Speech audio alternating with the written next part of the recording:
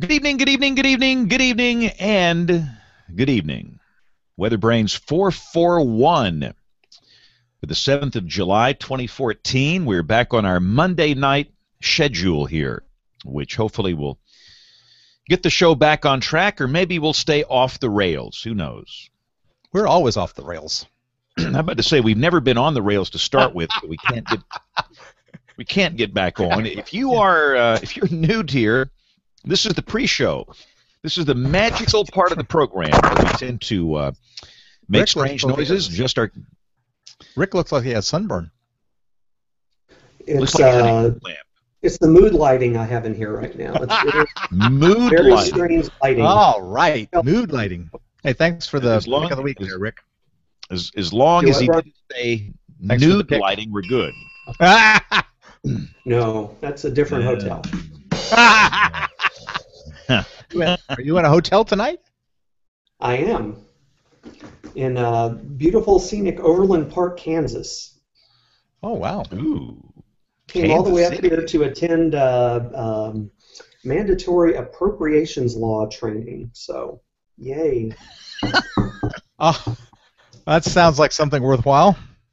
Yeah, I think tomorrow you ought to go get a root canal tomorrow, and then Wednesday post needles in your eyes. That's a toss-up, which would be worse. But anyway, we're going to have a little weather here tonight, it looks like, so I think that's one positive thing.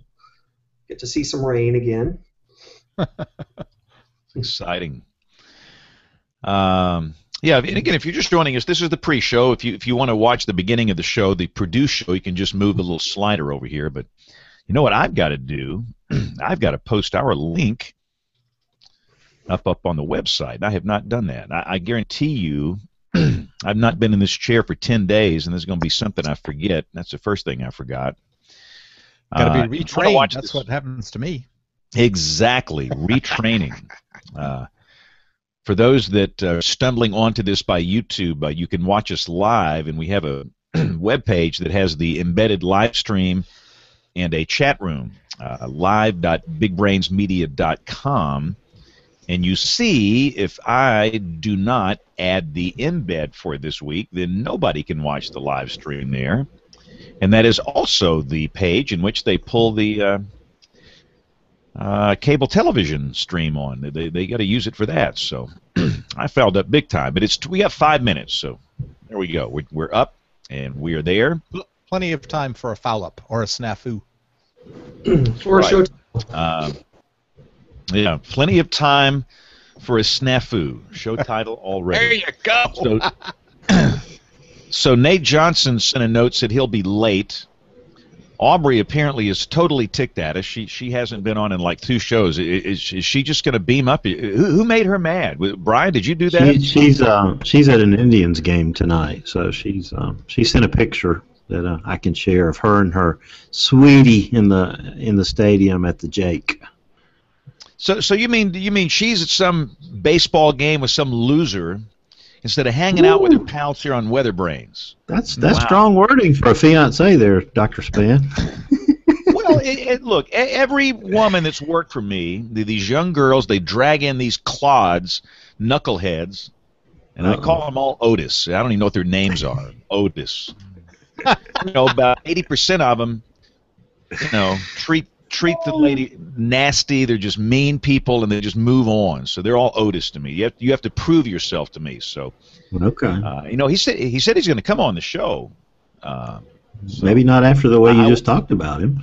Well, no, he needs to come on here and defend himself. He needs to stand in there and take our grilling and nosy personal questions and just be a man, be a manly man. Going to meet the father before the wedding. Exactly. Yeah. See, I'm the mean dad guy. So we haven't had an email segment in like 4 weeks. I mean, we're going to do a whole 2-hour segment just on email, I think, on the next show. So.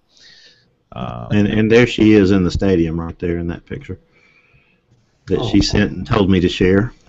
All right. So it's interesting that she has on a Yankees jersey and her fiance has on an Indians jersey. Yeah, it doesn't make any sense. Progressive Field in Cleveland. Y'all always call it the Jake, won't you, James Spann? Jacobs Field? What? It was called Jacobs Field when it started. I've never been there. You see, I don't get out like you do. You're a world traveler. You wear nice, expensive suits. I bet you have rich mahogany furniture in your hotel rooms that you stay in. Rich mahogany veneer. That's right. I'm in Rick Smith's old haunts tonight. Where are you? Memphis, Tennessee. Memphis, Tennessee. Just had some good barbecue at the Germantown Commissary. Oh, that's good stuff. Had everything they had: links, ribs, chicken, and shoulder. Wow. And 4 desserts. You don't fall asleep during the show here. No kidding. That's good stuff. I'm about to fall asleep right now. Yeah, you're on a vacation hangover. Yeah. Yeah, it's just clearly. And Brian and I are on your vacation hangover too. Yeah. Yeah. Yeah, I bet. I slept more soundly last night, Bill. I don't know about you. Well, I've had this terrible cold, and I was lucky because, we recorded the holiday cuts on Thursday. Yeah. And this thing hit Thursday. I had just finished all the, the long weekend cuts when it fell like a ton of bricks.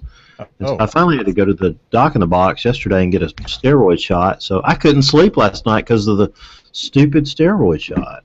Ouch. So tonight I'll Bill, bring your mic. Your mic's a little hot.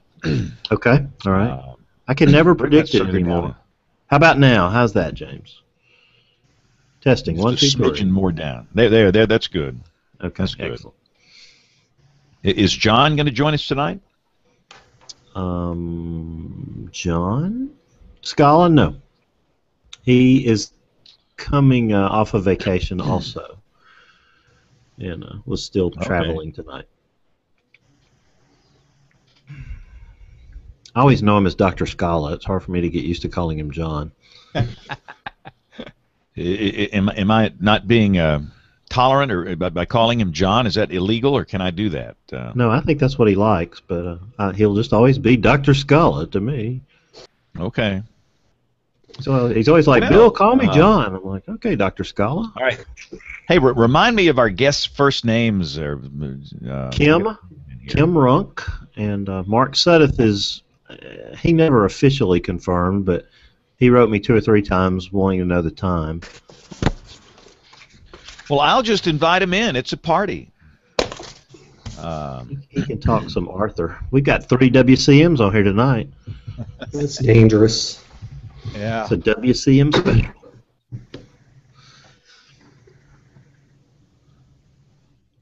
All right. Like the old midnight specials on Saturday night. Brian remembers those. Uh-oh, we're on cable. Hello, cable viewers. I'm sorry, we should have welcomed you to the flock here. WeatherBrains back on Monday night. We're glad you're here. James Spann 24/7 is the cable channel. We occupy this slot Monday nights, typically Central Time, between 8:30 and 10 o'clock, where we banter a little bit about the weather. And we're about to start the show. This is old WeatherBrains, and you get to see. I think this is the fun part. You get to see the setup here. You get to see this is where the cool stuff happens. We say the outrageous things. The easiest thing to do is, to start everything right on the production when the produced version starts. But I think this is the good stuff. All right, Kim, can you hear us? I can hear you loud and clear. Outstanding. Okay. Very good. I assume you can hear me as well. Yes, we can. Oh, yeah. Okay, very good. Good. So we'll give Mark a minute here. Nate's going to join late, and I think this will be it. So anxious to get back at it here. Had a hurricane while I was gone. Arthur. The references to the original movie were just too hard to pass up.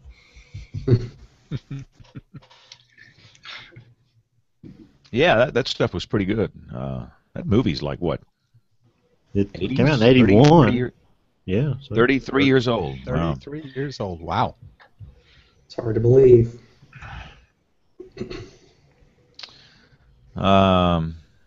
Let's see here. I'm trying to think what I have not done. The way it is, I'll find out what I didn't do during the show. You know, it just whatever I didn't do, and we'll fix it on the fly. I will stick on my little super here, and we'll get this thing started.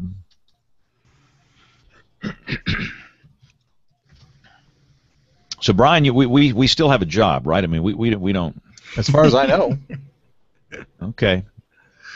Yeah, just call me and Brian at 1-800-JamesandBrianNeedAJob.com. And, you know, the deadline's July 27th. I mean, that is this is no floating deadline. This is a hard deadline. So I know. See, for those that don't know, we've been sold, and the news broke a year ago. Here we are a year later, and we still haven't closed the deal. And allegedly, it's going to close any day now. And you know, when the TV station is sold, you never know who has a job the next day. So we're very curious to see if our ID badges work the next day we come in here. So, and since we're on cable, owned by the the new owners of this, we better stop this talk and move right along here. So let me get the recorders going. If I can remember how to do all this. You've been poking that bear for a year, so this. Yeah, I've done everything I can to get him to call me. I've given up on that. So, all right, here we go in 5, 4, 3, 2, 1. WeatherBrains! Hey, time to talk weather. You know what this is. This is WeatherBrains, the weekly Gab Fest all about weather. This is episode number 441. Man, we've been on the air for a long time. I mean, one of us, we're going to drop dead on this show if we keep doing this. Hey, this is from July the 7th, 2014. We are in the dead of summer. And by golly, I spent some time off, and we thank everybody for kind of allowing us to have that odd schedule. We did the live shows on a, Wednesday night, I think, the last time to cover vacation. We're back on Monday night this week, and while I was on vacation, goodness gracious, we had a continental air mass. And understand, we are at a very low latitude. For those that don't know, but Brian and I, and Bill occasionally when he's home, getting a continental air mass on the 4th of July just doesn't happen. We had record lows. We were down in the 50s. We had low dew points.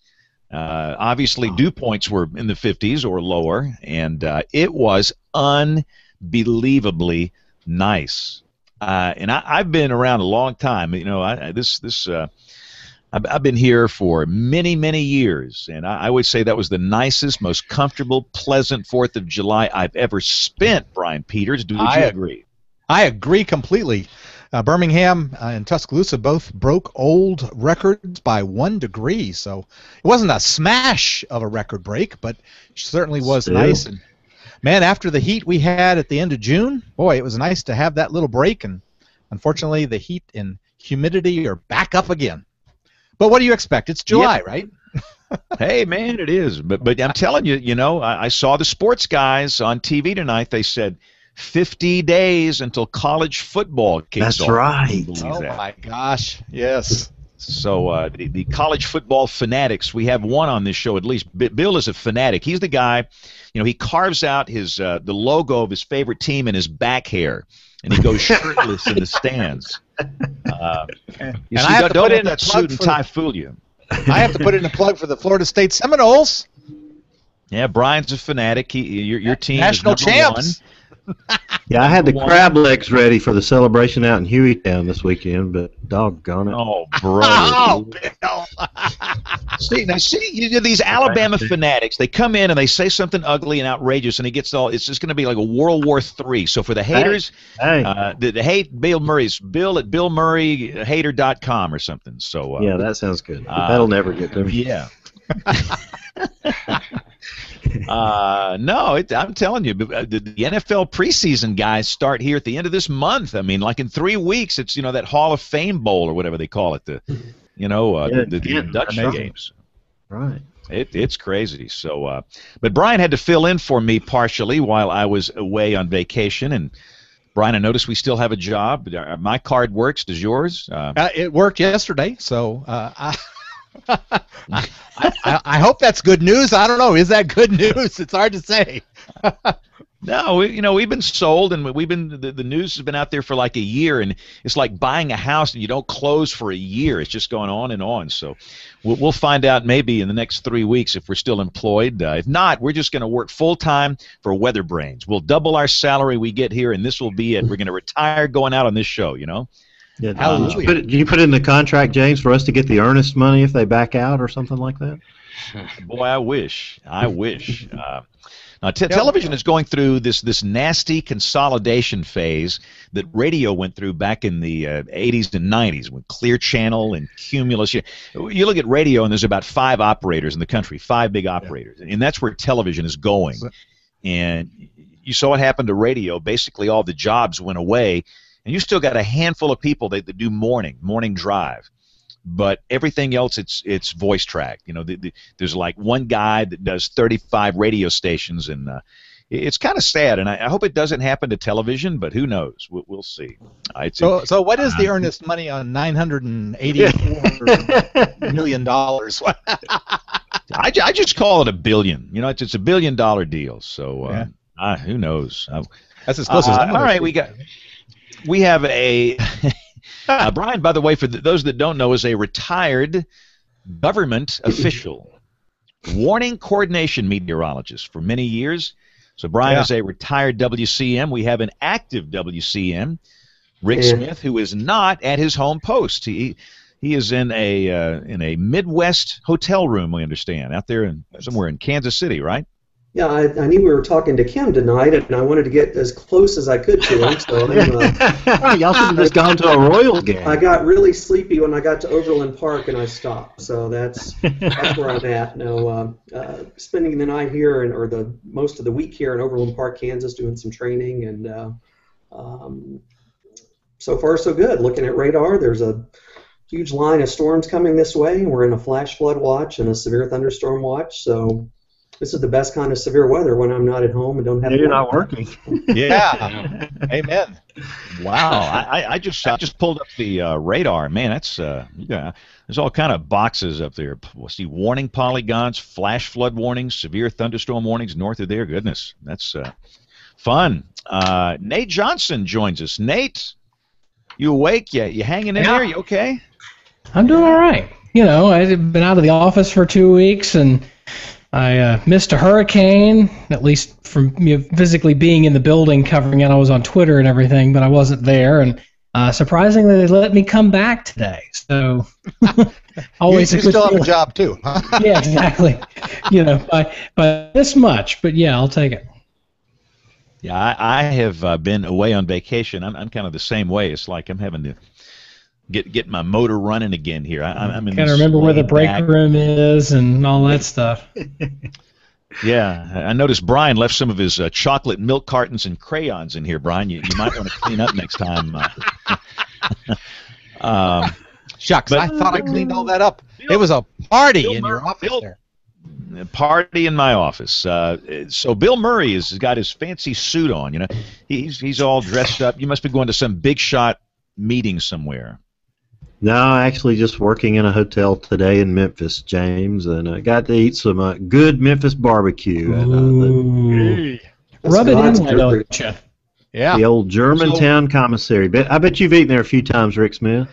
I have. It's really good stuff. You have good taste. So were you walking in Memphis with your feet 10 feet off of Beale?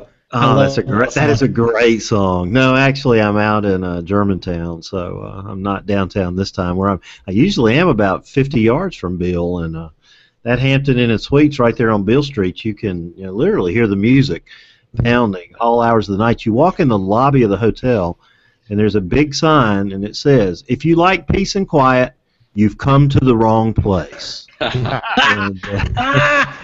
love it. Because, of course, Hampton has a 100% satisfaction guarantee, and they don't give money back for noise at Beale Street, that's for sure. So, but anyway, I'm glad to be here, James, and I always love coming to Memphis. Well, you did not get barbecue on your shirt. It looks white as the driven snow. So I good tried job. really hard. I did. I ate very carefully. They actually had tamales too, which were out of the ballpark, and 4 wonderful Sunny desserts. today and hot tamale. Hot tamale. Yes. Hot tamale. That's Pedro's forecast for south of the border in South Carolina. Oh, I love that place. I love South of the Pedro's border. forecast. Chilly today, hot tamale. Hot tamale. All right. So, right. Bill, bring in our guest before he hangs up on us. Yeah, James. Tonight we've got 3 special guests. Brian, it's good to have him back, of course, because he's a retired WCM. Of course, our guest WeatherBrain tonight is, of course, Kim Runk, who is a former WCM, and of course Rick Smith is a standing WCM. So tonight we thought we would talk all things WCM, but tonight Kim is our guest WeatherBrain. He's the acting director of the National Weather Service Operations Proving Ground in Kansas City.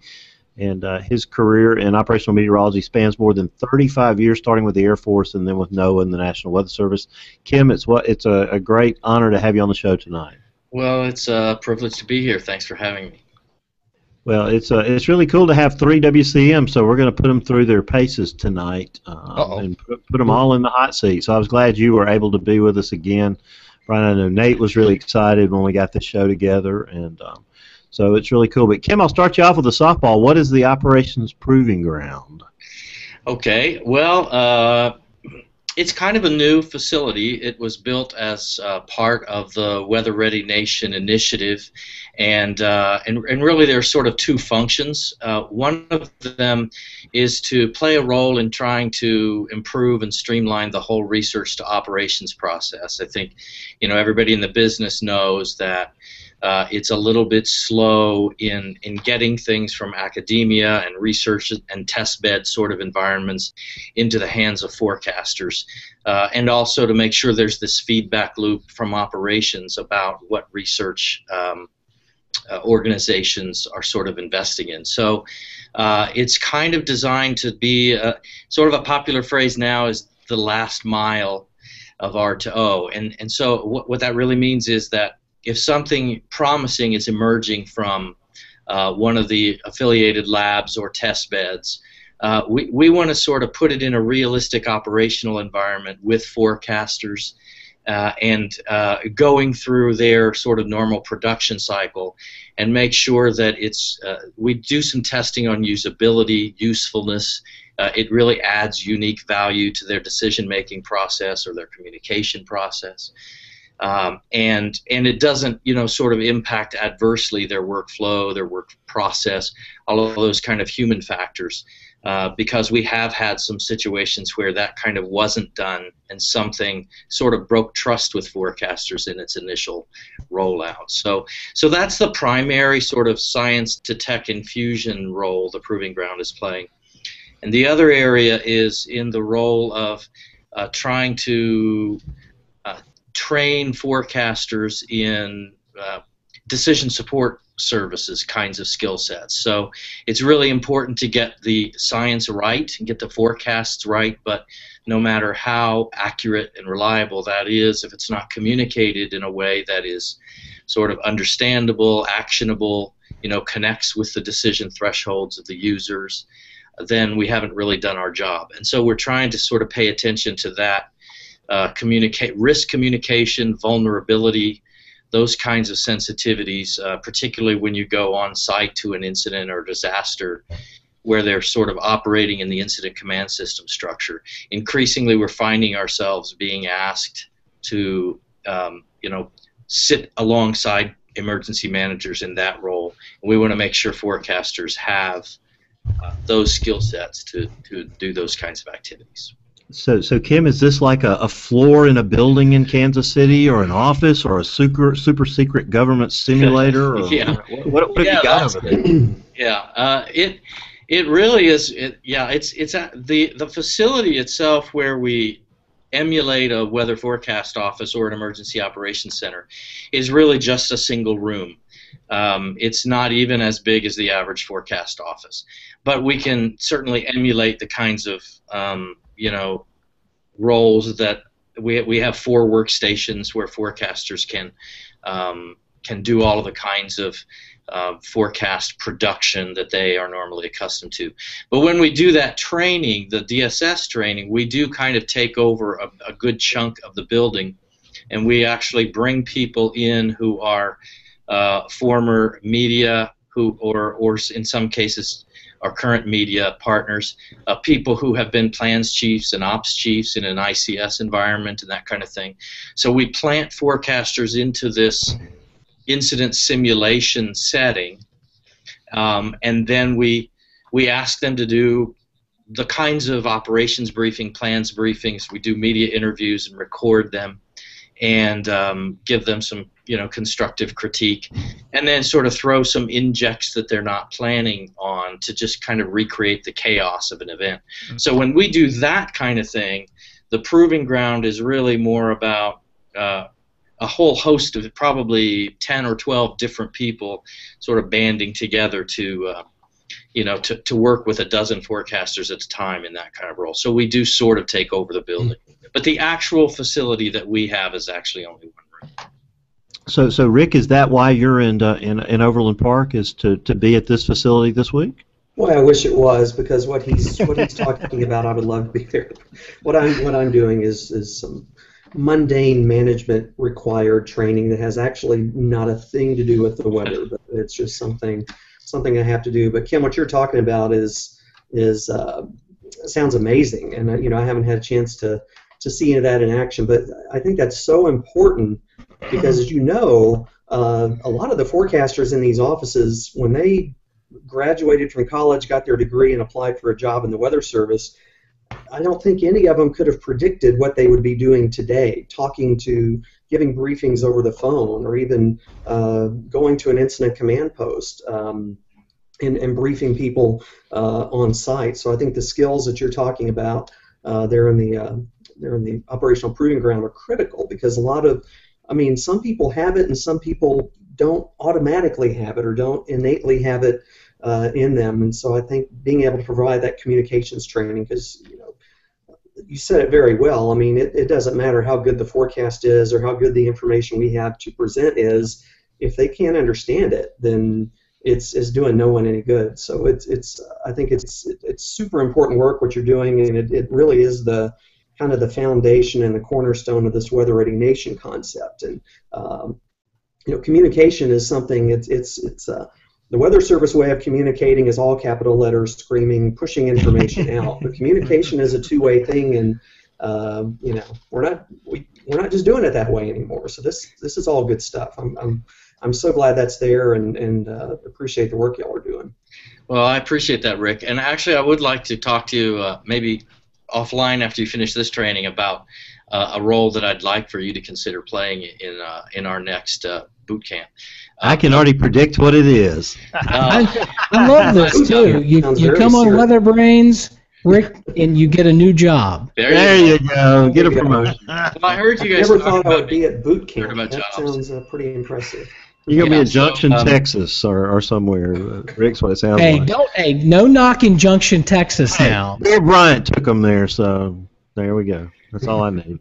Well, the other issue about this, the communications aspect, is that forecasters have been trained in sort of they have this often mindset of there are certain thresholds and criteria that around which we build our products, and that's appropriate. That's how they have learned to do that job. So when you go on an incident, though, you sort of have to refashion that and spend some time discussing with them what are the ways weather is going to impact your operation here? What are the critical decision thresholds and the sort of timing and that kind of thing that you need to make sure first responders and so forth are continue to be safe? And so sometimes those thresholds, if you're in a tornado debris zone, has nothing to do with the criteria that we would use to issue a particular, weather product, severe thunderstorm warning and that kind of thing. So you just have to put them in these situations where they can learn what is going to be expected, what the vulnerabilities are, and in making those risk management decisions on an incident. And once they've been through that, they adapt very well, and we have found that then they go out and they know what to expect and they can perform very well on a disaster incident. It's interesting, Kim. You talk about the different thresholds and things, and that the Weather Service issues products based on certain criteria. A severe thunderstorm warning, for example, is all about 58-mile-per-hour winds and hail of an inch in diameter or a tornado, and so those are that's what we're looking for. But in reality, if you ask somebody, if you have a thunderstorm that blows through, and I'll give a perfect example of this. I was in Abilene, Texas last week, and visited my old stomping grounds at the KTXS in Abilene, Texas. And as I'm getting in, I'm driving through this line of really gusty but technically not severe thunderstorms. We had a couple of wind gusts, probably in the 40 to maybe low 50-mile-per-hour ballpark, but no hail, no real hail to speak of, and no severe wind gusts. But for people in town, that's pretty freaky stuff, especially considering that less than a month ago they were hit with DVD-sized hail. Forget coins and currency. We're up to movie media here. But I mean, was it Blu-ray though? Yeah, yeah. Well, it was black and Blu-ray for folks that were caught out in it, but. You have to, we tend to get, and I think meteorologists says a lot, and this isn't just Weather Service people, but meteorologists as a group, we get hung up on the thing. Well, it's not a severe thunderstorm. Well, yeah, but don't tell that to the people next door who are, scared out of their wits, because it reminds them of what happened 3 weeks ago when the roof was bashed in by DVD-sized hail. And the definition of severe may be a specific category that is observed by the National Weather Service and by its partners, but the concept of a bad storm sometimes doesn't look like a severe storm at all. We have a lot of lightning intense storms around here. A lot of times in the early part of the summer, they may not ever trip the severe category, but man, if it knocks the power out and it's lightning and thundering all around, that's a bad storm. Mm-hmm. Yeah. So yeah, Kim, I'm sorry. Go ahead. No. You go ahead and finish. Well, no, I was going to say I completely agree. It's the same idea of that's kind of why the Weather Service is trying to transition to at least some level of focus on the impact base. Mm-hmm. Advising and informing. So, it's super critical that we remain scientifically accurate, that we maintain that expertise, and so we don't want anybody to forget and think we're shifting away from being a science-based service organization, but to really provide the level of service needed. Then we have to also recognize that certain kinds of storms, another common one, Nate, is the issue of a small amount of snow but happening in at commute hour or in an area that normally doesn't, have it occur. So those kinds of things you have to sort of take into account, sort of special conditions that make the risk and the vulnerability of this area or this situation important, so that even if it doesn't meet the level of particular product title, there's some way we can convey that information and then persuade people to take the appropriate action. And I think the best broadcasters have been doing that for a long time. Absolutely. Not to say that all of them are, but the best ones have been doing that for a long time, and I think that's a place where we're seeing the Weather Service really coming into being able to do that and growing a comfort level in doing that. And I think I've made this comment before, but some of the best communication I've seen from the Weather Service in the last 10 or 15 years is stuff that there's no directive for at all. It's all, it's the doomsday PN.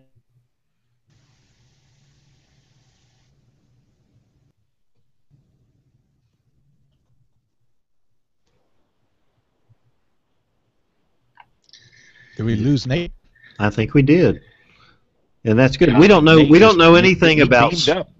Here in Alabama, we don't know anything about small snow events that cause big problems.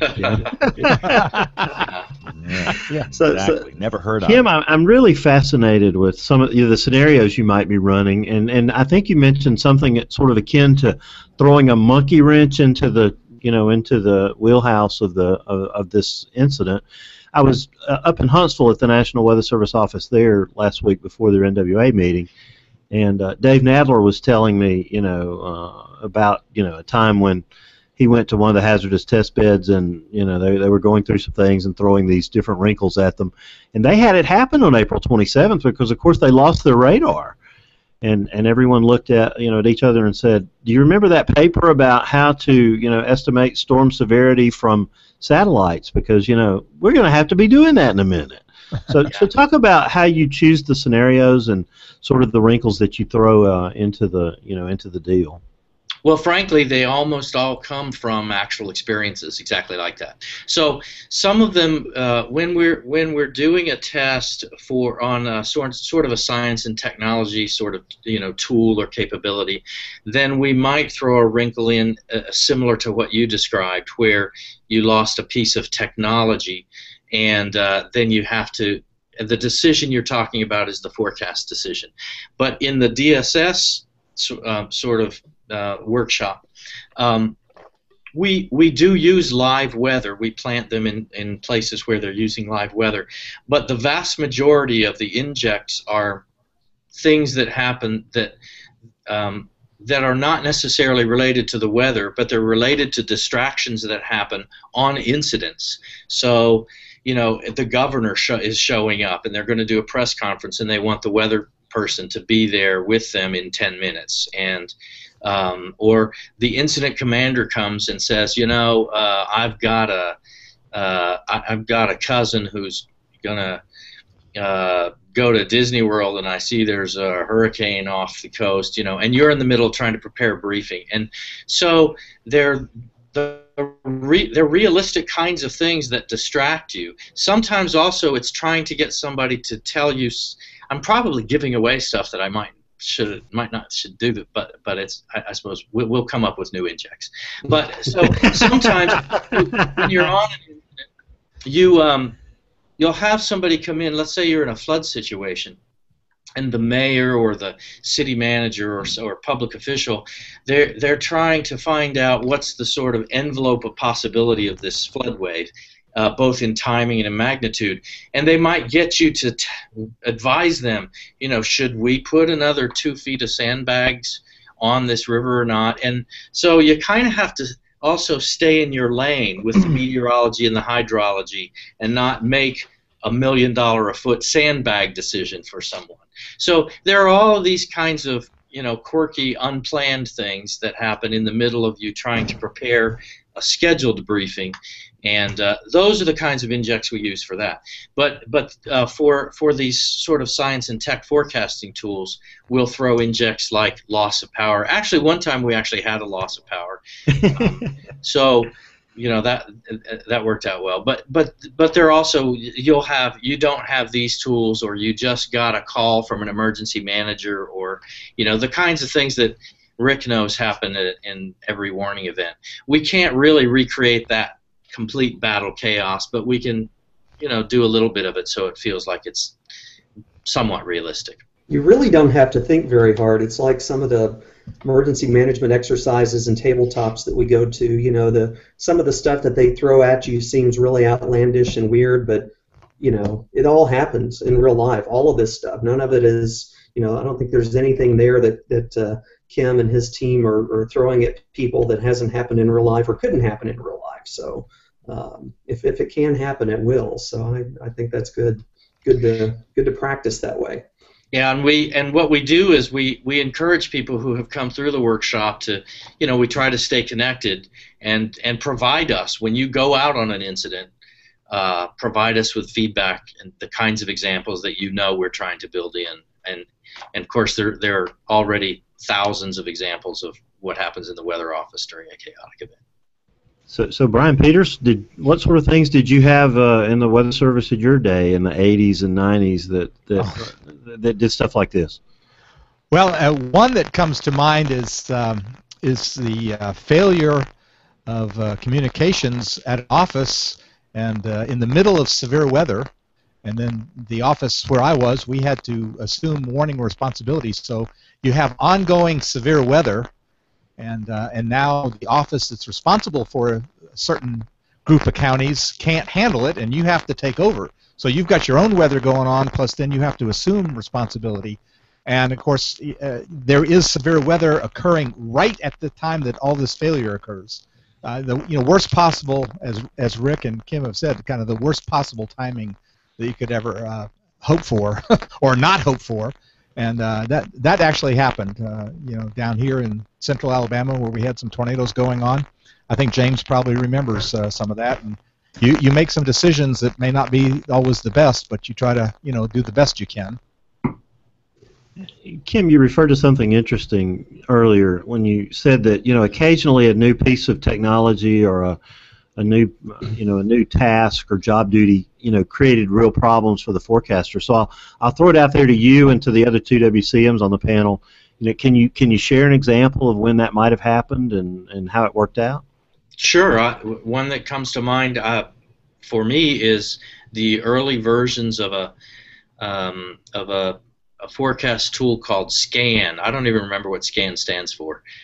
Maybe Rick or Brian can help me out. But SCAN, initially when it was rolled out, I think it had some fairly, popular sort of favorable responses from when initial versions were tested, probably in Norman. Again, Rick can maybe fill in the details. But the issue is it wasn't necessarily tested for the kind of bandwidth and horsepower that workstations in the weather office held. So when we fielded it, it was crashing warn gen, or some of the bells and whistles kind of took up extra processing, and in a handful of cases, some of those algorithms provided interesting insight, but not necessarily something that I couldn't already get with a 4-panel of velocity or reflectivity or something like that. So they sort of went back and refined that, and it is actually a product that I think is used with some regularity. Some forecasters really like it when they get into a warning situation these days, but the initial rollout kind of broke trust for a time because it didn't go through that sort of usefulness, usability, workflow, processing efficiency kind of evaluation. Is that fair, Rick? Yeah, I think so, and that's what I was thinking of, examples like that when you were speaking earlier. I mean, the Weather Service, and I'm not saying this is good or bad, but the Weather Service has a history of a lot of the new technology and a lot of the new software or computer workstations or whatever. We just kind of get it and we use it, and then you're kind of testing it and using it at the same time in some cases. I think what the test beds do and the operational proving ground does is let us use that new technology and that new software, the new algorithms, whatever the tool is, in as realistic a setting as possible, but offline or parallel operations to real life, so you don't have a meltdown, or your warning generation software doesn't crash in the middle of some big event. So I think that's one of the big benefits I see of these test beds.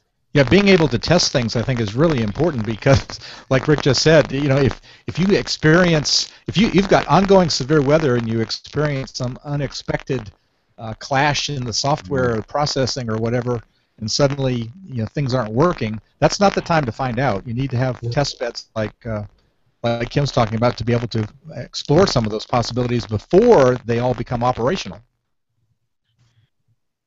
So Kim, I'm hearing a theme that's repeated over and over, from the tweets out of the WCM conference to your talk tonight, and that's DSS. Talk about that, and what holds the Weather Service back from doing even more DSS? What are the rules? What are the the complications and the other factors involved in that?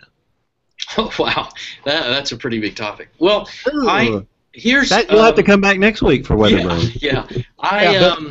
Kim, before you start, define DSS just in case somebody in the audience. Sorry about that, Brian. Yeah, that's good.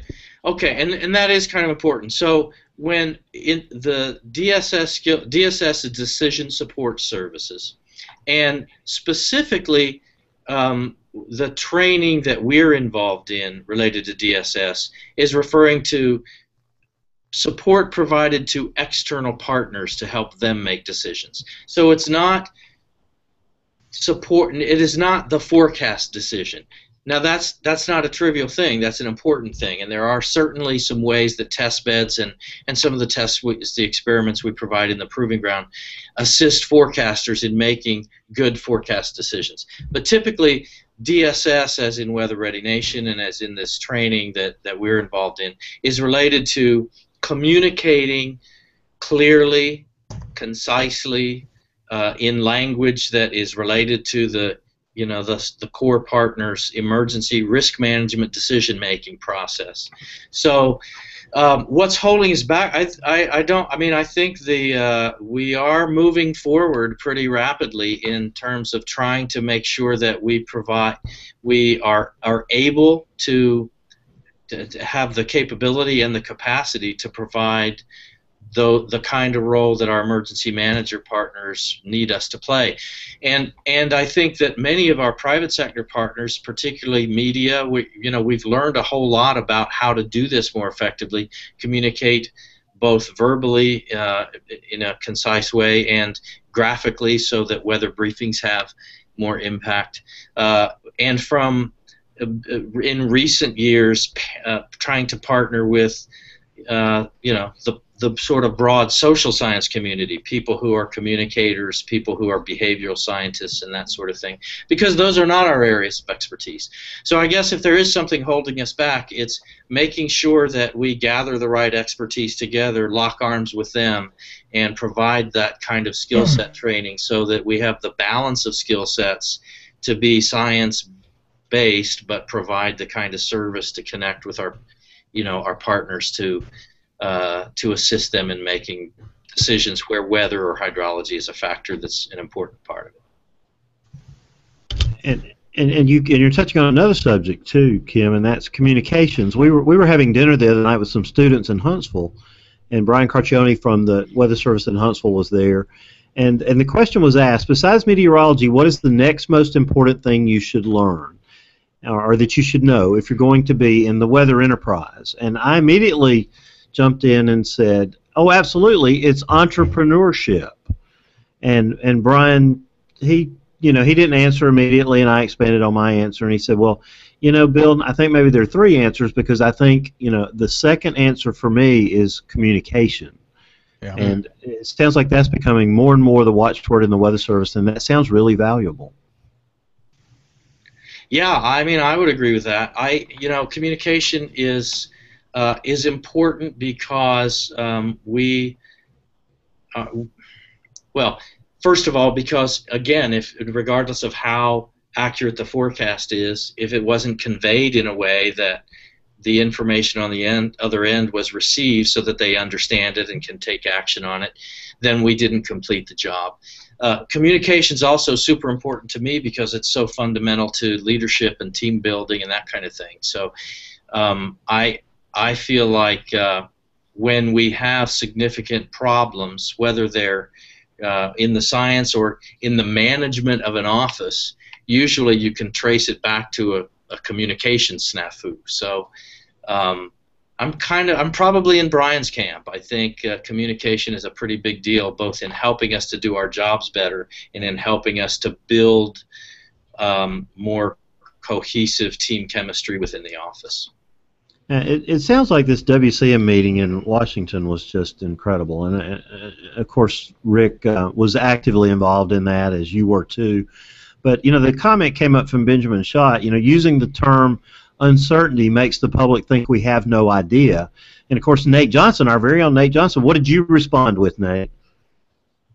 Oh, geez, that was before vacation. That was a long time ago. Done this retraining period. Yeah, no, I think we need to, using instead of uncertainty, say confidence. Exactly. You're talking about the same concept, but it's all a framing thing, and confidence or lack thereof. I think when you say uncertainty, you're introducing a negative, and the more negatives that the human mind has to parse, the more likely it is to essentially to get a bit flipped somewhere and to figure out everything. And so to be able to put things in as positive, and not like spinning it positive, but just not having nots and antis and uns and everything in there, because that makes it just makes our minds have to work that much harder to figure out what it is we actually mean. And so just say, I have high confidence that this is going to happen is easier, more easily parsed than there's low uncertainty here. Almost like a double negative. So, That's Kim, can you exactly respond to that? Yeah. Yeah, I won't argue that. There are a number of factors that some of the people who are sort of specializing in this area of marrying social science and meteorological or hydrologic science, the people who advise most closely on the central region impact-based warnings experiment, for example.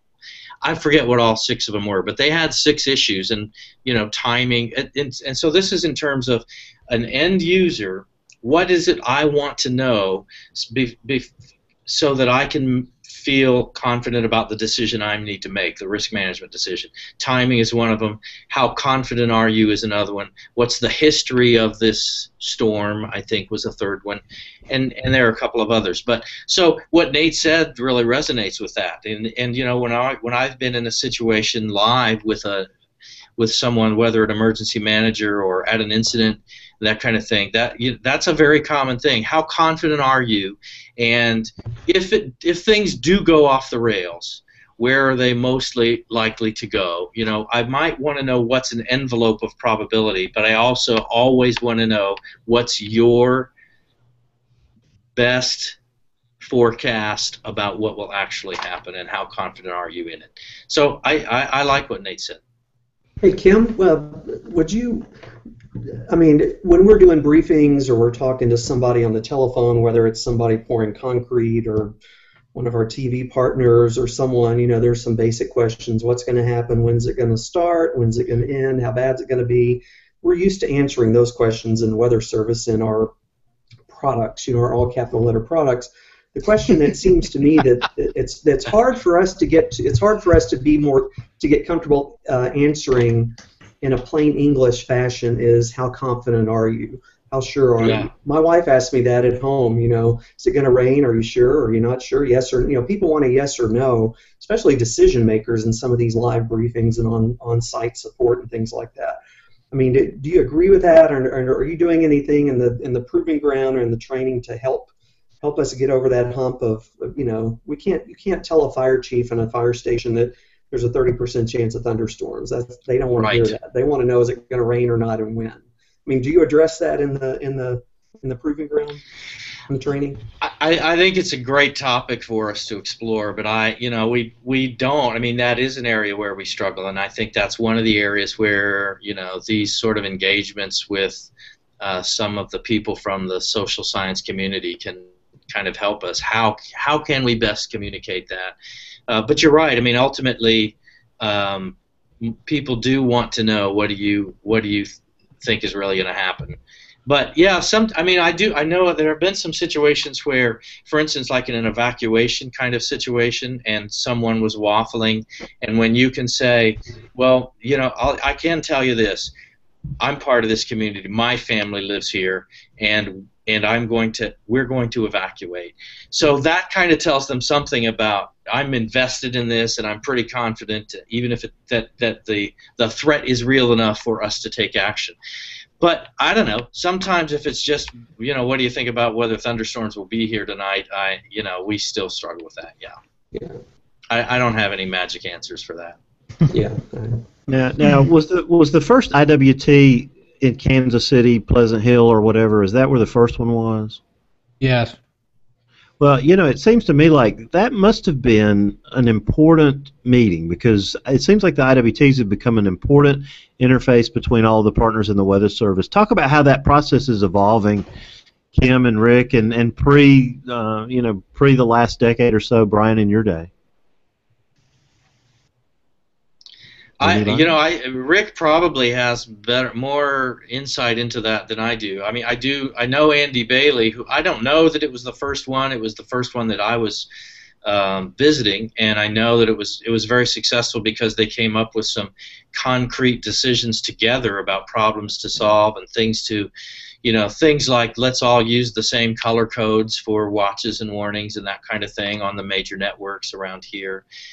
Some decisions that led to the original taglines, and I think in some cases some siren policies that if all severe thunderstorms are not created equal, and if it's going to be a derecho with 90-mile-an-hour winds, maybe we should sound sirens. I think those kinds of decisions emerged from that, but I don't really know about whether they may have been some meetings prior to that, and I do know that after that the popularity of them certainly exploded, and Rick probably knows more about how that has evolved since.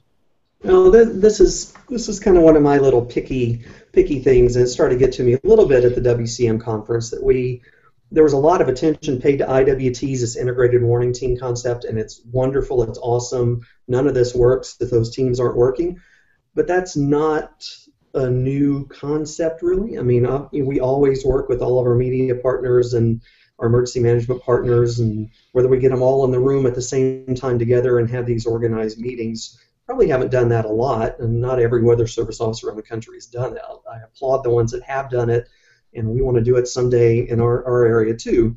But yeah, I think the concept of the IWT has been around as long as the Weather Service has been around. It's just these formalized meetings, and Bill, I don't know if Pleasant Hill may have been one of the first, but I know there's been bits and pieces of this going on for quite some time. I was actually at the one in Pleasant Hill back in 2009. It was January of 2009, and right out it was actually inauguration weekend for President Obama. And if it wasn't the first IWT meeting, it was, I think, the first one that had that sort of planning and sort of the idea of a multi-day. It was a 3-day workshop. It was almost a mini was-is in a sense, but there was a lot of folks, a lot of NCAR was involved, a number of folks involved, including the Weather Service and in Pleasant Hill, and some of the folks from Kansas City as well. And I think that group had met, in smaller pieces before, but never like getting everybody into the same room at the same time, at least for that area. And I think Kim he hit it right on. It wasn't just this, we're going to get together and sing Kumbaya and we're going to feel good about each other after it was over. I mean, there were specific, you went into the meeting trying to figure out what this thing was going to be and how we could do it and everything, but we left the meeting with, here are some concrete things that we're going to at least talk about. Siren policies being one. The colors of the watches and warnings on the graphics for the TV stations being something different. And Kim mentioned both of those. But there were specific items out of that. The Atlanta or Peachtree City IWT that was held a couple years later did very much the same thing, and they actually went in with, part of the point of this meeting is to come up with a task list or some action items for our group to get together to come up with, here's how we want to move this team forward. It's not just we're sitting around and talking and having, breaking bread and having a great time, but we're actually going to come up with something concrete and tangible that will improve this relationship, and instead of just you sort of maintaining it. And if all you're doing is getting together and talking, well, you're maintaining a relationship, and that's great. But the idea of coming up with some sort of an action item after that, I thought really worked well for a number of the meetings that have done that. I've been a part of Atlanta, Omaha, Pleasant Hill, and Raleigh, and all of those have had that as a common theme, and I think that's worked well. And Andy Bailey is the WCM here in Kansas City, Pleasant Hill, and he and some of his emergency manager partners in this area, worked really hard to organize that, and so he really deserves a lot of credit. Yes. Andy and I worked together in Las Vegas, and we're still friends. But he, and I think he would say that was kind of the motivator for, at least catalyzing the idea. But he really deserves a lot of credit for how well that was structured and organized, and for the outcomes. Yeah. Now, Kim, you got a lot of airtime with your YouTube video that popped up about leading culture change in the National Weather Service. So, talk about the background behind that and what you were trying to communicate with that video. Sure. Well, thanks for the plug. Let's see. I'm going to try to be clear and concise and bottom line up front, since we've been talking about that. In December of 2013, we had a WCM course, and we had not had one in the National Weather Service for new warning coordination meteorologists in either 3 or 4 years. And so, the whole issue of again, like Rick referred to earlier about IWTs, DSS is also something that, in its essence, it's not really something new, but sort of playing a role in the national response framework and learning to communicate, put such an emphasis on the communication of the messaging. That emphasis is sort of fresh, but the process of helping people make make decisions based on your forecast knowledge is not necessarily new. But because we're trying to transition toward that kind of customer-centric and message focus rather than product-centric and schedule-driven operating model, that is by definition a change in our culture. So the organizers of the WCM course wanted to have a session on culture change, and asked me to talk about that. And I don't really claim to be any kind of an expert on culture change or on navigating change or on leadership in general, but I have kind of had a passion for leadership development and that sort of thing for a long time. And so I had read a couple of books by a Harvard professor named John Cotter dealing with that topic. And the information he provides is really good, but through the experience of having people read that in advance of a leadership development course, we also learned that many people find the actual book really dry. So I wanted to find a way to present the material, and I just didn't want yet another PowerPoint. So I just came up with the idea of, actually based on some whiteboard videos that I had seen before on the internet and UPS commercials and that kind of thing, to maybe try to do. And I've kind of been a hack cartoonist for a while. So I just thought, well, this would be a fun way to connect, to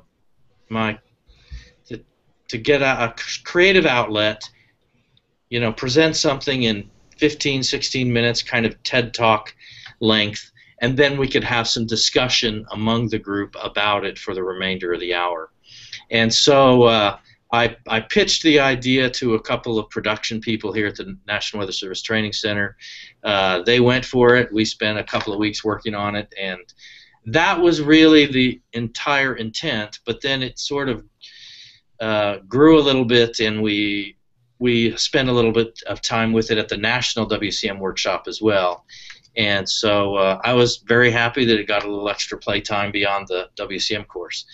And now, I may get an opportunity to do a couple of other shorter videos just because people seem to like the medium. So I'm excited about that.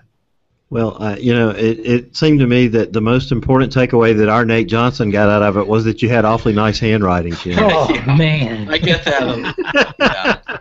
Look at the whiteboard behind Kim there, and you can get a sample of what it looks like. My handwriting goes to bed at night and dreams it looks that good. Well, we're going to call you the Malcolm Gladwell of the National Weather Service. Okay, there you go. I'll take that. Now, a term that I heard banted around, and I want you to define it in terms of why it could be a problem for the Weather Service, is tribalism. What does that mean in the context of the Weather Service?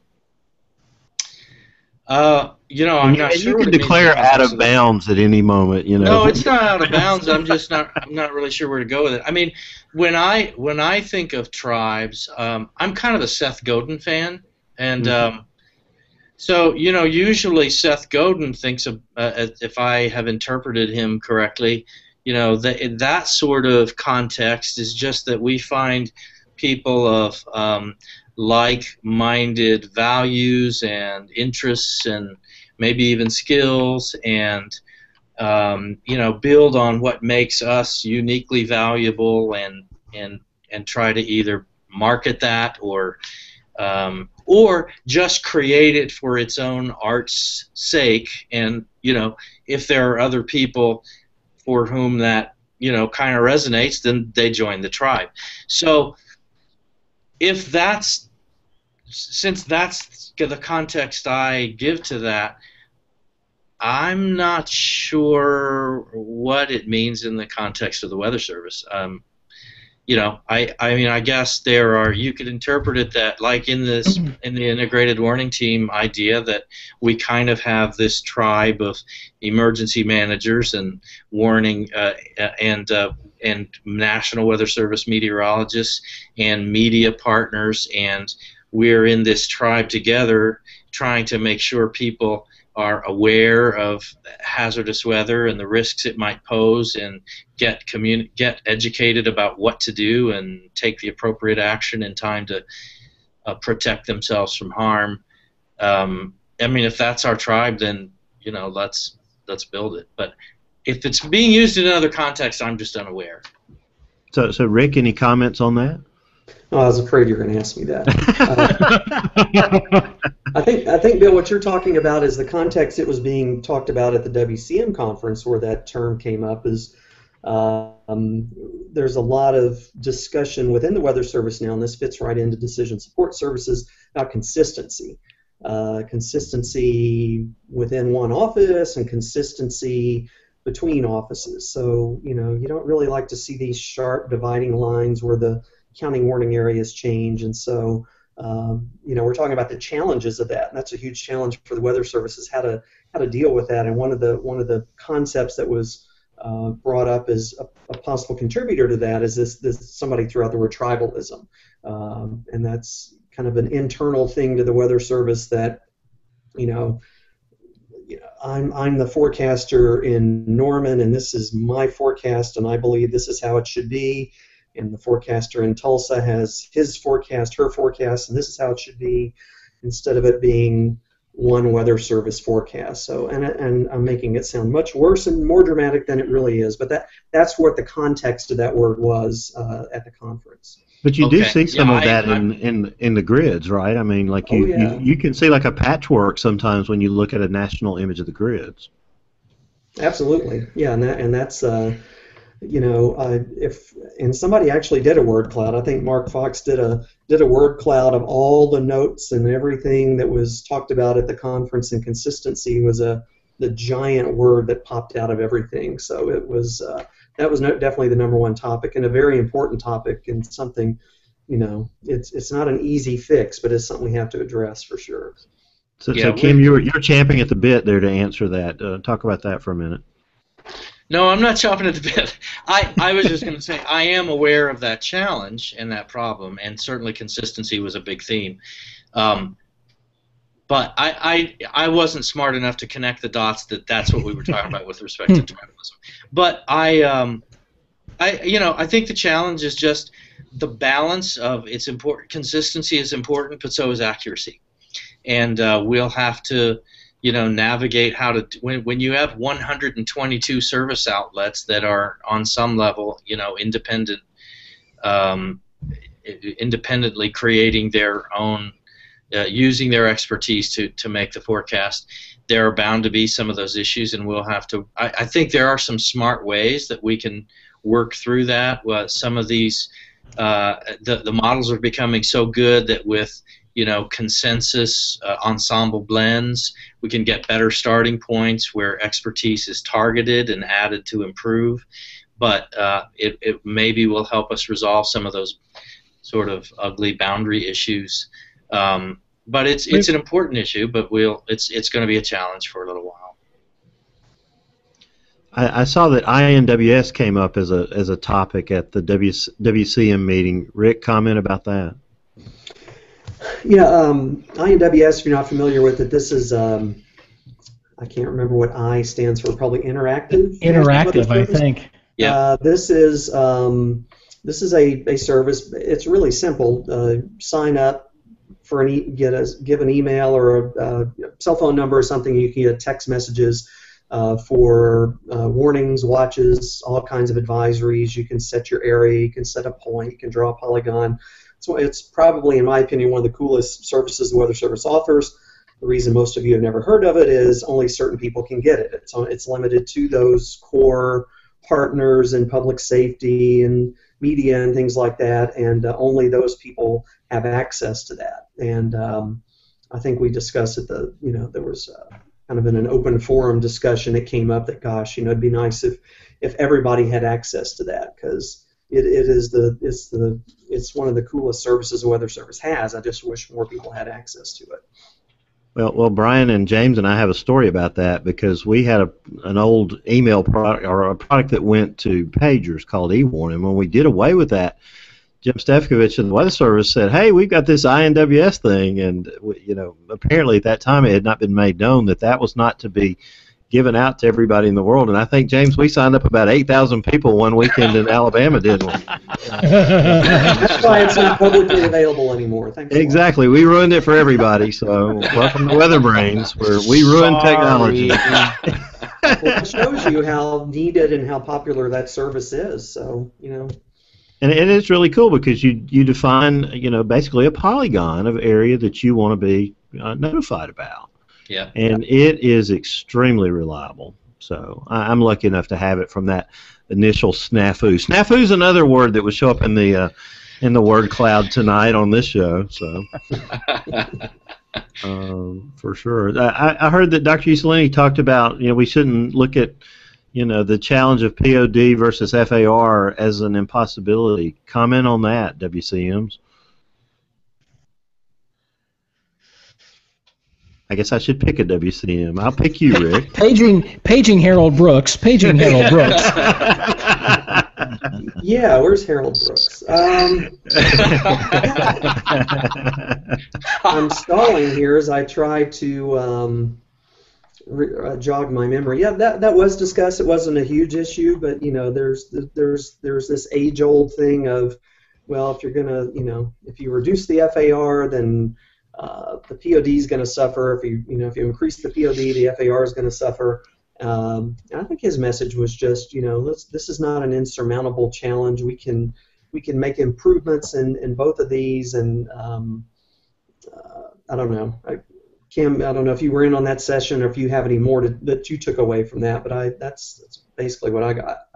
Yeah, I don't remember it being a big issue, and I think, apply our expertise, do the right thing, do the best job you can, and the science and the service will improve to the point where both those statistics will improve, and don't fall into the trap of gaming the statistical system. I don't know what else to say about it. I don't really remember it being other than sort of a brief mention in one of his talks. Yeah. Well, I've done an outstanding job tonight picking out all the things that were unimportant from the WCM conference. No. And highlighting them. So now It's also somewhat controversial for us to give more than a surface answer to that. Problem. I understand. So we're being censored. We understand. But at the same time, I'd like to hear, Rick, what you thought the most important takeaways were from that meeting. Gosh, there was a bunch of them, and I think kind of the keynote speaker was Craig Fugate, the FEMA director, and he gave a really good talk. And probably one of the things that resonated with me the most is, a perfect forecast means nothing if people don't act on it, and that's kind of where we are right now. I mean, we're far from perfect on warnings and forecasts, but things are pretty good. The one of the big gaps right now is just how to get people to respond, or what is there anything we can do better to get people to respond. To me, that was one of the big things that I still remember, was that idea of we're scientists, we're a science-based service organization, we want to do good forecasts and good warnings, we want to have high scores and good verification and all that kind of stuff, and all that's good. We have to keep doing that. Like Kim said earlier, the science has to be at the forefront of everything that we're doing, but it's not all about that. Our job is not done when we issue a perfect winter storm warning or a perfect tornado warning. or the job of the warning enterprise, the weather enterprise, is not done, I should say. So Kim, what would you rank up there with maybe besides what Rick pointed out? Well, that was a really good one. I mean, Yeah. Administrator Fugate was really inspiring, and the whole issue of finding ways so that we improve outcomes and not just our statistics about performance is really important. And I think just the whole issue of if we together can identify these skill sets, our expertise is our commodity. But at the same time, then if we can build on these handful of weather-ready nation priorities and build the right skill sets to communicate risk and play an effective role in the national response framework, we can genuinely be rowing in the same direction and be competitive in any marketplace and be a genuine value added to the American citizens. I think that was a pretty strong, resounding, message, and people left there feeling unified around a handful of achievable outcomes. Now, of course, Rick, you were a huge part of the conference with your presentation on social media. Can you boil it down? I know it was one of the most awaited talks, sort of like Nate's was at the Tropical Conference in South Padre. What can we take away from what you had to say to the group? Because it seemed to really resonate. Yeah, that was a tough talk for me to give. I mean, talking to a room full of 200 people with the Weather Service director sitting on the front row, and it was kind of intimidating. But my point was, social media is a powerful tool. There's still offices that are struggling with how to integrate it fully into their operations. My talk was about what we did or what we're doing in Norman. This is not the perfect way that's going to work in every single office around the country. Just trying to give some examples and some encouragement and show people that this stuff does work, and use lots of real life examples from the May tornadoes where people took action based on social media, and just showing that it is worth the effort, it is worth the work, and it can make a difference. So I was glad that it was so well received. Well, yeah, Rick's being modest, but I'll just add his talk was one of the highlights of the conference for sure. Oh, thank you.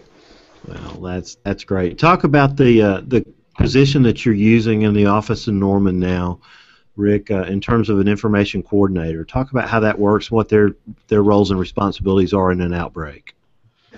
Yeah, during a higher end event, we'll have and it could be winter, severe, whatever. We'll usually have an information coordinator, and that person is responsible for all the social media activity, all the outgoing social media, the Facebook posts, the tweets, NWS chat interactions. We try to have one communicator doing that, and so we assign a person. That's no longer one of the quotes I think that got a lot of attention in my presentation was one that I found on the internet. It's not about finding time to do social media. It's not about having spare time to do it. It's about making time. You have to do it. You have to commit yourself to doing it, and the management team of the office and everybody has to do that. So, and we've done that, and that's just like a warning forecaster position. If we're calling in extra people for severe weather or holding people over, it's a big enough event. That position is staffed just like a warning forecaster position is. And we have one spot to do that because we think having that unified message is important. So what's going out on the chat, one person's chatting, nobody else in the office is, and then the social media activity is done by that same person too. So it's not there for every event, but the bigger events especially, and certainly the last tornadoes last year that we had, that was a huge part of our operations. Well, that's outstanding. Any questions for Rick on that really important position and sort of sea change in Weather Service offices that's happening across the country? How many offices are doing this, Rick? Would you say just your office or others? How many? Oh no, it's growing, and then we probably weren't the first office to do this, but it was very successful.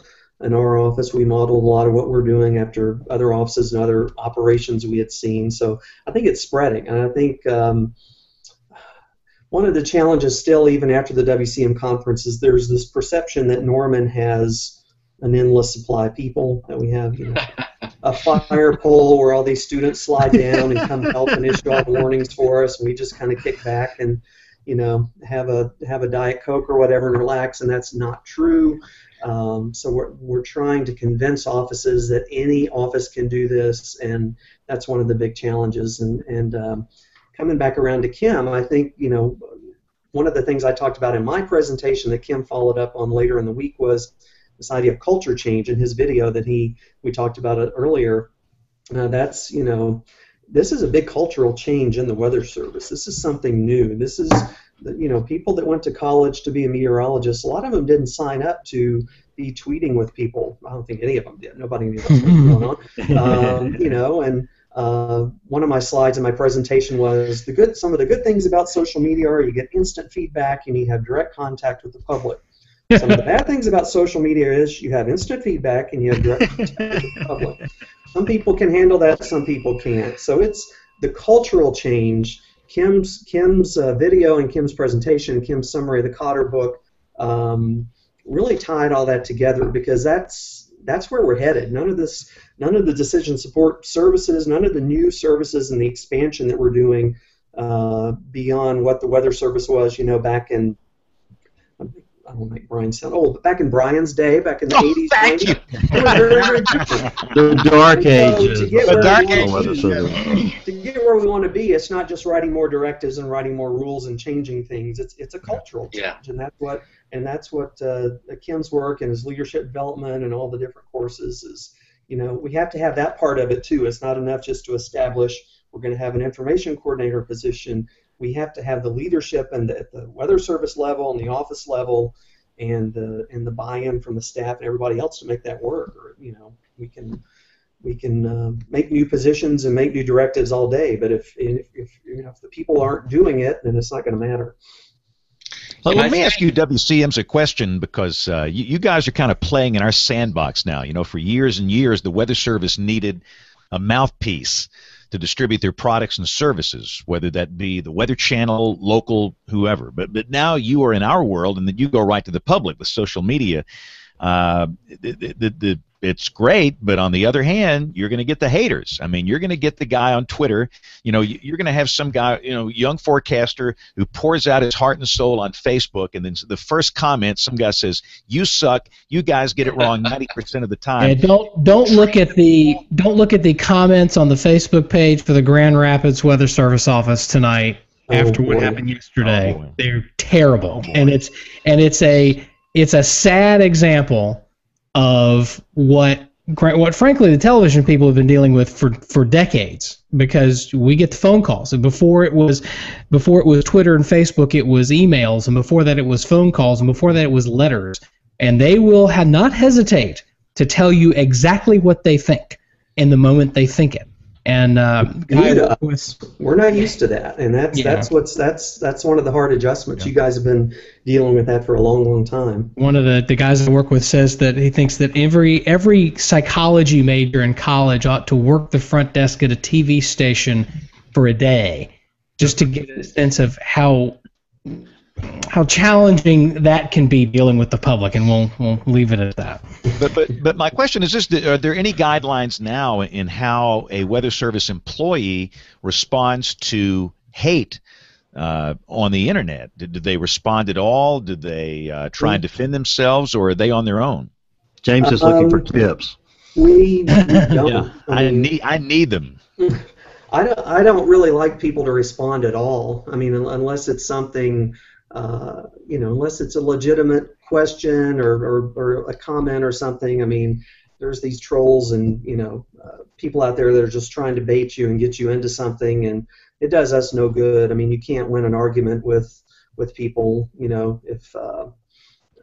so I don't know. Our policy is, and it's hard for some people to do it. We have to read the comments on our Facebook page to be sure nobody's doing anything completely crazy, and but I just tell people to kind of squint and read them, but don't let it soak in too much. And we're getting a lot better at it.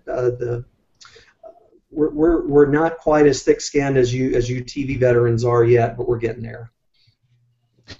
You'll learn. And the other thing, real quick, while you two guys are here, and I'll give Nate a chance in a second. What are you guys doing about the Facebook organic reach problem? I keep seeing where most of the people that have knowledge believe that it's going to drop to 1 to 2% soon, which basically means Facebook becomes worthless. How do you communicate this to your users and try and move them onto Twitter or whatever? Or do you? Or is it a concern at all?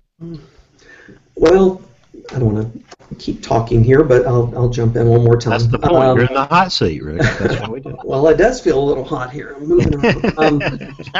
No, my philosophy is in our office, and I think other offices have expressed this too, is just keep producing good content. Just keep producing information that's useful to people and that it's helpful. And I mean, it bothers me that we have 130,000 likes or whatever it is on our Facebook page, and when we post something, 10,000 see it or less or some ridiculously small number. I'm just worried about the number that are seeing it and the people that are actually getting our notifications or that have taken extra measures to get it. I don't really worry about that too much. I mean, eventually, if it gets to the point where it's 1% or it's just a complete, the return on the investment of time and energy to do that doesn't make sense, then we'll have to address that down the road. But I don't chase those numbers around. It's just like with warning verification. I don't want forecasters worrying about the FAR and the POD numbers, statistics in their head. I want them to issue the best warnings and the best forecasts. And same thing with social media. I want you to put the best stuff out there that you can, and hopefully everything will work out from there. Yeah, I did hear that there's a team called the Emerging Technology Team, and I don't know who all is on it. I know a couple of the people that are from here in the Central Region headquarters in Kansas City, but I think they had a meeting with some of the Facebook officials to sort of try to talk about at least those messages that have to do with public safety really deserve to get beyond the edge rank that they would normally. But I don't really know if that was fruitful or not. But it's kind of like you said, ideas that really are working, they'll spread. And because of a lot of the work that Rick and other WCMs who have been so active in social media, I think that their examples and sharing there are some seminars that are being offered throughout the Weather Service called Think Social. I think Corey Pieper and his group down in southern region have kind of championed that, and that grows because forecasters see that the reach it provides outweighs the negative feedback and that kind of thing. But I do think there's a lot more movement toward Twitter because of the edge rank issue on Facebook, and whether that will continue, I don't know. But like Rick said, if it continues to diminish, there will come a point where it's probably not worth investing in, and we'll have to. Kim, that Facebook contact that you mentioned, that is actually sparked by our little social media tornado drill we did back in March, and some graphics that we published after that saying that Facebook was a horrible source of real-time severe weather information. We were actually contacted by, what was his title? A content specialist, or he had a really cool title. I don't know, I can't remember what it was. But we were actually contacted by him. We've had a couple of conference calls and several of us have been interacting with them a little bit. I have no idea what's happening with it, but they at least reached out to us, and that got their attention. That, gosh, maybe, what can we do? So they know that problem exists, and they're thinking about things to do about it, I guess, is where we are. Good. I had one final question. I think Brian or Bill and James have asked theirs. It seems like the WCM job, there's a lot of parallels with the kinds of jobs I think that some broadcast meteorologists find themselves in terms of interacting a lot with the public, doing some forecasting. It's, you're not completely removed from that, but you're doing some forecasting, but also interacting with different partners and everything, and something that I think good broadcast Mets are doing plenty of as well. But in talking with a couple of folks, a couple of other WCMs who aren't here, it seems very hard for a lateral jump, really in either direction. I mean, it's not like a WCM is going to jump on and show up on the 6 o'clock news in Oklahoma City anytime soon. Just as difficult as it would be for, I think, a broadcast Met to jump into that sort of a position. Is that, are there any moves within the Weather Service to try and open up so that experienced forecasters from outside the Weather Service can bid on positions that, maybe are higher up? Typically the progression is, intern, forecaster, general, lead, da-da-da-da-da. Is there any opportunity for folks maybe mid-career to hop over into the Weather Service and not have to completely hit the reset button? Because I know it does happen in TV land from time to time. It's rare, but it does happen. But I can't think of any examples of that happening in the Weather Service without folks really having to, like I said, basically, hit the reset button on their career and start over, both in terms of seniority and salary.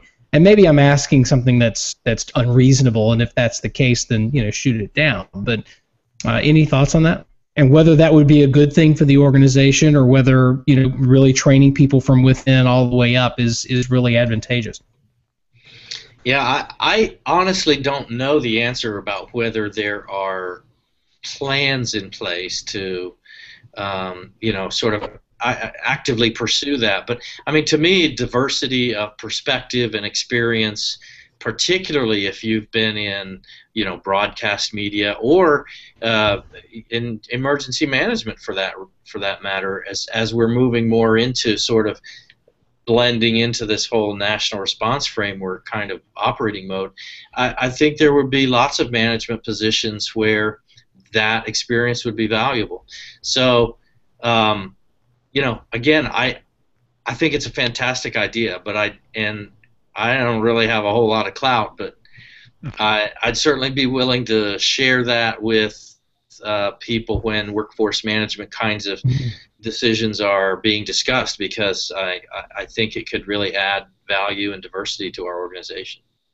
Yeah, I would agree with what Kim said, and to some extent, well, to a large extent, it's out of our control. I mean, these are federal. I hate to sound like a bureaucrat. These are federal government positions. It's all controlled by workforce management and the Office of Management and Budget, and these grades and these factors that you have to get the job.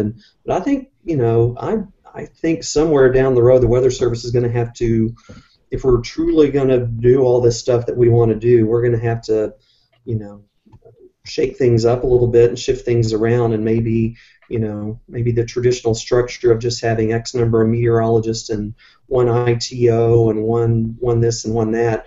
I think we need to, we're going to have a more diverse group of people in the office, or the people that we have in the office are going to have a more diverse set of experience. So in that, however you get that, I mean, I think it'd be awesome to have, people with all these various experiences coming in there, but it's we're kind of bound by the government kinds of things, for now. But I see the need for it, and I see that, we're gonna have to start thinking more that way eventually.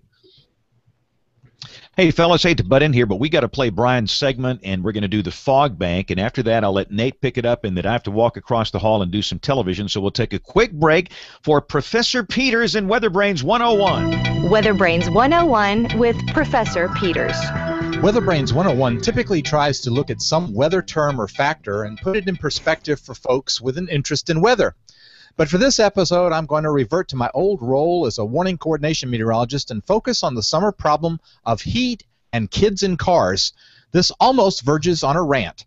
You may not have heard, but 15 children have died already this year in 2014 in the United States from the effects of heat stroke after being left in a hot car. We do so much to protect our kids with car seats and proper restraints, but we must not let our busy lives result in tragic loss when we forget about them in the back seat. Everyone who has ever been in a car knows that the interior of a car can heat up quickly, even on a coolish day. The interior of a car can heat up quickly in the sun, rising from a safe 80 degrees to over 120 degrees in just an hour. In just 2 minutes, the inside temperature of a car can go from 80 degrees to an unsafe and dangerous 94 degrees. Shortwave radiation enters the glass and heats the air and interior objects of the car. These in turn give off long-wave radiation that heats the air inside the car by conduction and convection. So never leave a child or pet unattended in a vehicle, even for a short time. Find a good way to remind yourself that the child is in the back seat by placing a stuffed toy in the front seat with you, or by leaving your purse or briefcase or perhaps your cell phone in the back seat as a reminder. It's really important that we stem the tide in these tragic and preventable deaths of children. Beat the heat. Check the back seat. Initiating startup sequence. Hello, WeatherBrains listeners. This is Dave Phillips with the Fog Bank. I do promise I'll update my blog, skydaver.blogspot.com, sometime soon. My first pick for this week, Earth Science Picture of the Day with a sunset rainbow taken in Greece. My second pick comes from the Severe Weather Forecast Office with a story about upgrading the Doppler radar in Des Moines, Iowa. My third pick comes from NOAA's National Ocean Service with a new video about rip currents. Fourth up, I've got the Earth Science Picture of the Day again with cumulus congestus clouds taken over Paris. And I'll close out today with a picture taken by NASA's ER-2 aircraft, a modified U-2. It's part of a study about storm formation in the Appalachian Mountains. Thanks for listening. Skydaver out. Initiating shutdown sequence. It is Picks of the Week, the point of the show where we go around the digital mahogany table and share a pick. This could be anything weather-related. Could be a link to a website, could be a company, could be a blog, could be a book, TV show, what have you. And I'll start by saying, I love LAMP. I wish, by the way, that I had been the one to connect these two. Michael Collier, a broadcast meteorologist, actually put these two together with the I Love Lamp comment, but my pick of the week is the coolest lamp ever. It's only going to set you back $3,700. But if I had it, I would drop that in a heartbeat. It is the coolest thing. It's a lamp that creates a thunderstorm in your house. Click the link. It's cool, and I'm going to start a Kickstarter if you want to buy me one of these, because my house needs one. Bill Murray, pick of the week, sir.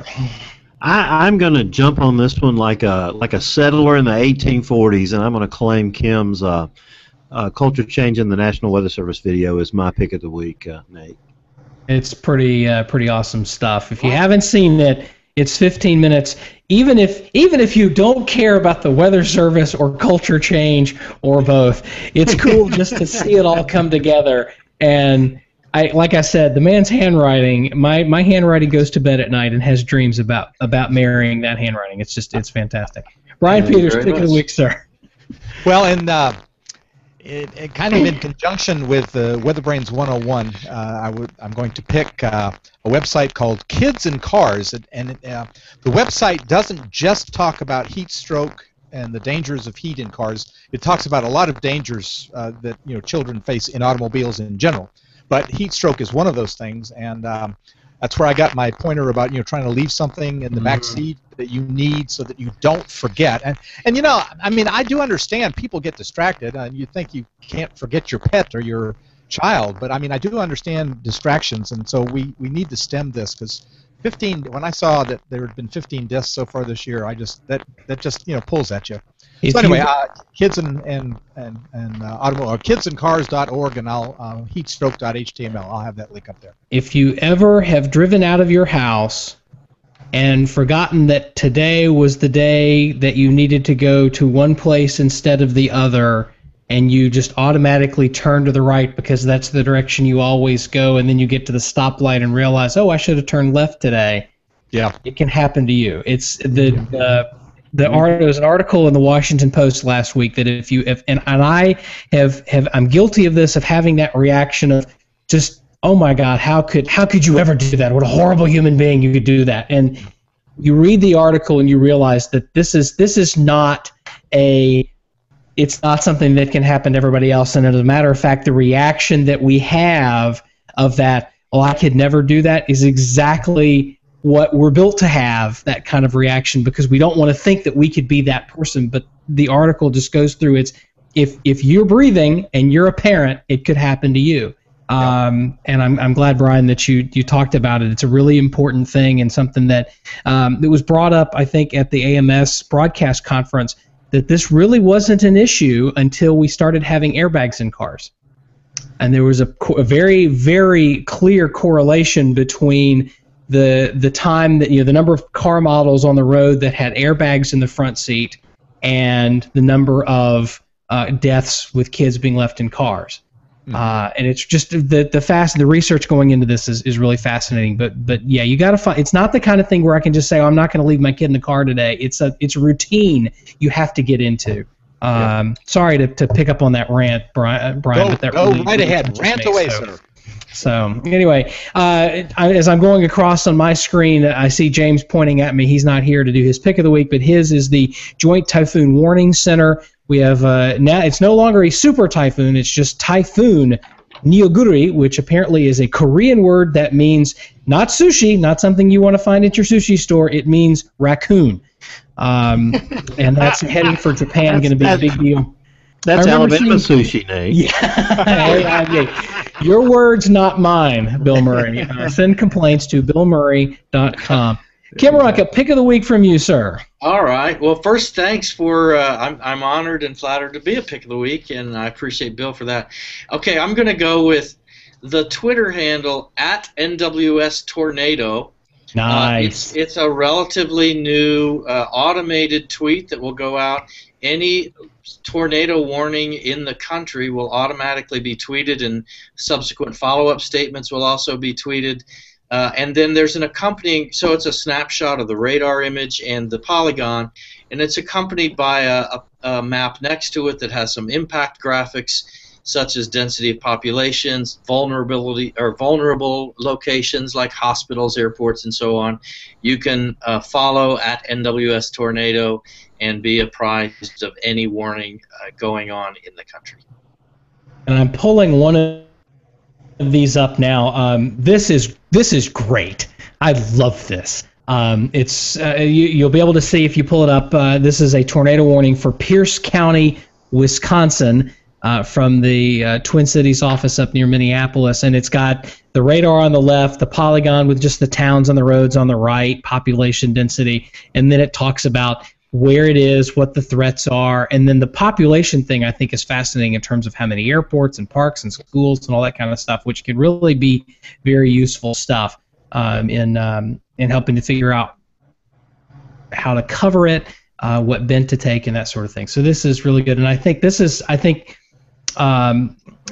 impact-based warning, as that project expands and grows, this is going to be a really neat way to take that data and make really good use out of it. So I'm glad you picked that, Kim. It's funny because I'm in another Facebook group, and I just talked about that like 5 seconds ago. It's like you stole it from my screen, but it's good stuff. Stealing is legal. Yes, it is. It's not stealing, it's borrowing, permanent borrowing. All right, Rick Smith, pick of the week, sir. Well, speaking of not stealing, borrowing. I'm going to Great minds think alike, and that was my pick of the week too. What Bill said, Kim's leading culture change in the Weather Service. That's a YouTube. The link to that YouTube video will be up on the website, and you should really check it out. It has, if you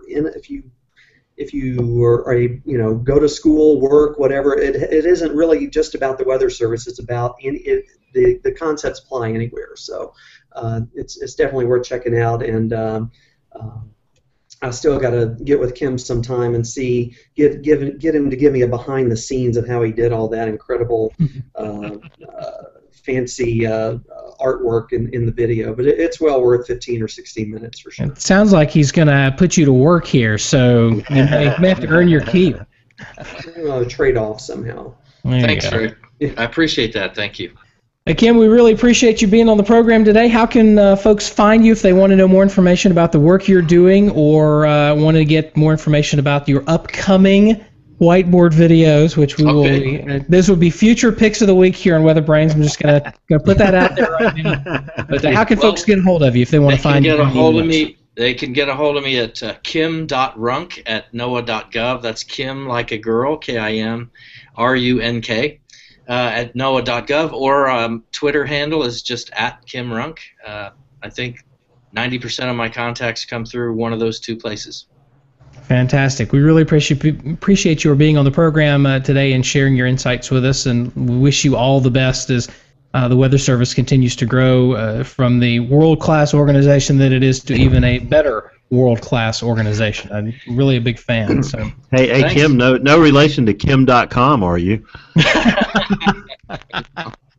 I hope not. All right. Hey, thanks for having me. It was really a blast. Appreciate it, Kim. Appreciate you being here. This is WeatherBrains. It's the weekly All About the Weather netcast. We typically record it on Monday nights starting at 9:30 Eastern, 8:30 Central, 7:30 Mountain, 6:30 Pacific, I think 5:30 Hawaii Standard Time. I'll have to check my time zones on that. It's all about the weather. We gather here on Google Plus as a live Google Hangout. You can also find us on weatherbrains.com. We have archived episodes all the way back to the beginning of time, which is like 10 years ago now. You also find us on iTunes and Stitcher Radio and a number of other podcast apps. You can subscribe via RSS. There's all kinds of ways to get a hold of us, and we certainly love to hear from you. If you have a comment, a suggestion, a question, a suggestion for WeatherBrains 101, or if you just want to sound off on something you've heard, you can send us an email at weatherbrains.com. You can find us on Facebook at WeatherBrains, Google Plus WeatherBrains, or Twitter at WeatherBrains. We also monitor the hashtag WXB during our programs whenever we're recording, so tweet at us at will. Until next time, I am not James Spann. I'm not sure who I am because I've been Not Nate Johnson either. I'm Bill the Cat. Good night and good luck. Great ending there, Nate. Great ending. Thanks. Yeah, well. It's great. You run the kickoff all the way out from the 9 yards deep in the end zone and fumble it on the 1 yard line. Yeah. He went 99.5 yards and dropped the ball. Well, Turnover. My wife and daughters are still in Texas. They're spending a little extra time there with her family, and I'm back to work. And I think her not being here has just thrown me off. So, anyway, Kim, thanks for being here. Great program. Glad you could be here, and look forward to having you again sometime. Thanks, Nate. Thanks, all everybody. Appreciate it. Thank you, Kim. Thanks, Kim. I'll take care. Thanks, Nate and Brian, too. Yep. Ciao. Bye.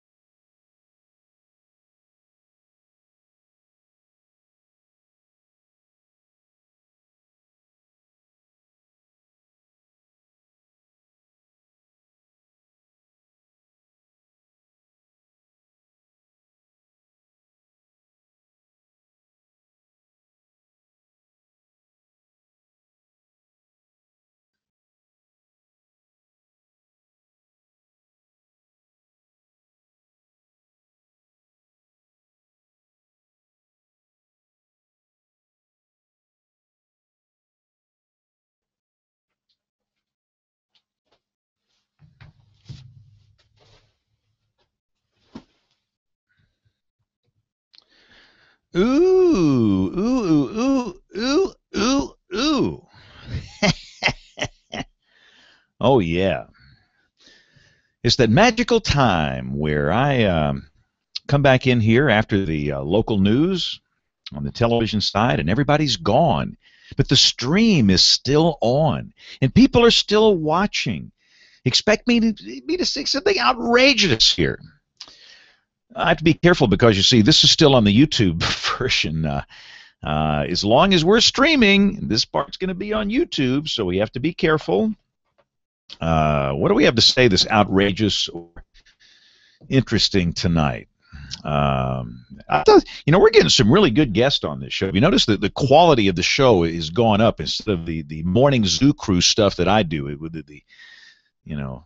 I like this. It's very good. And again, look, most people know this. I do work nights, and technically I am on the clock here, and I have a lot of things I have to do. So I'm very thankful for Bill and Nate and Brian and the gang to kind of take the load off of me during the show. Really and truly, I shouldn't be the host. I kind of am by default because I have the ball here.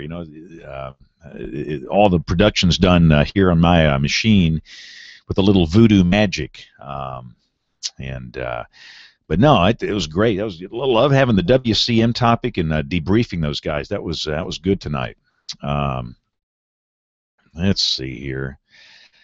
Oh yeah, we just put beta 3 of iOS 8 on the pads and the phones in here tonight. Seems to be working pretty well. What else is happening? I've been gone. I have got to get back in the swing of things. Most of you know I work 18-hour days. I really do. I mean, a lot of people say that and they exaggerate. I work 18-hour days, and from January until the end of May, I run hard. And at my advanced age, it's not as easy as it used to be when I was, 20-something. So having a little time off is greatly, greatly appreciated. So yeah, I did some baseball. Our son plays high school baseball, and we've got a summer team where those guys play, and we went to a showcase tournament over in Georgia. So, no, it was great. Yeah, back in the saddle. I'm going to take another week at the end of July, the first part of August. We got another baseball thing in Fort Myers, Florida. Or actually, first off, we're going to Boston to watch the Yankees and the Red Sox play. That'll be fun at Fenway. And then we're going to Fort Myers, Florida for a showcase. So that'll kind of wrap it up. And where we are, the schools begin like first week in August now. I mean, it is so short. And, this is for our youngest son. He's going to be a senior in high school. So this is like the last summer. It's kind of sad. I start tearing up here. But anyway, no, it's just good to get off the grid. I know we had a hurricane last week, but other than that, things are pretty quiet. Ownership change, no word.